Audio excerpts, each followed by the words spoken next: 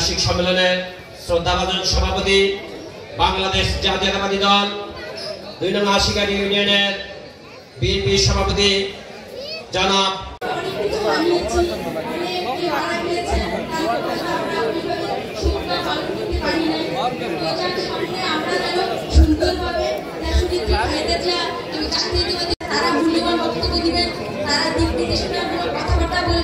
বিশেষ করে চাঁদপুরের আমাদের অভিভাবক মানিক ভাইয়ের হাতকে শক্তিশালী করার জন্যই আমরা সবাই আছি আপনাদের এবং সুমার্জিত এবং সুপরিশীলিত প্রত্যেকটা মিটিং এ আপনারা সেই ভদ্রতার পরিচয় দিয়েছেন এবং আমার পক্ষ থেকে আজকের প্রধান যে কাজটি করণীয় আছে কি করণীয় এখানে সম্মেলন প্রধান আকর্ষণ হয়েছে